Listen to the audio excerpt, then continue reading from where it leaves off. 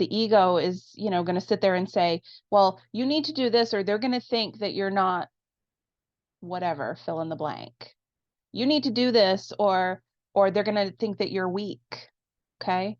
That's not what it is. Okay? You're not weak.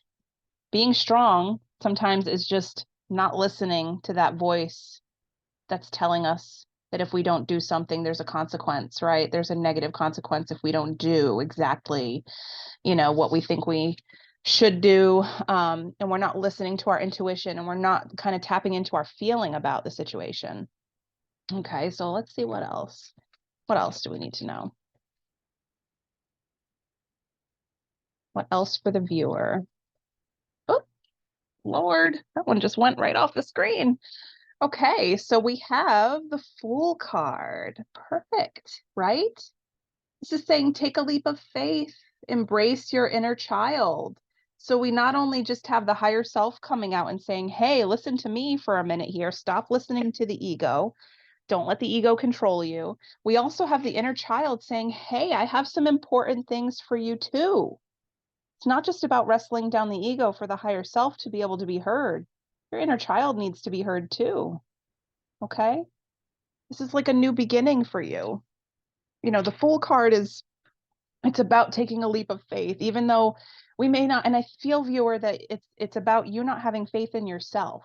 Okay? And that's where you have the ego coming in and saying, you need to do this, or people are going to think this, or you need to go and act a certain way, or else they'll judge you. And it's like, no, ego, stop that. Because the Fool card tells me a lot about you need to take a leap of faith and have faith in yourself. So it's not just about the wrestling down that ego so you can hear your higher self giving you that wisdom, that guidance. It's also about honoring your inner child, right? You strip away all that ego crap, right? All of the judgments and all of that, like that thinking about, where you're less than or where you're not enough, and all of that stuff. And we have to remember that embracing the inner child, that feeling of just like that safety, right? Like the safety that we're looking for, feeling like we are being seen and heard and honored and safe. That's so important to us. And most of us don't take the time to really like meet with our inner child, right?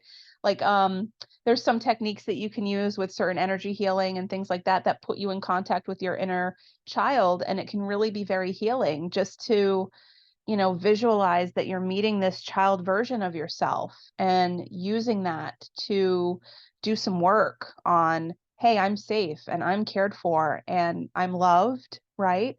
And unfortunately, not everybody is lucky enough to feel that way when they wake up every morning. Some of us wake up in the morning and we think, I'm not good enough. Nothing I do is going to be good enough.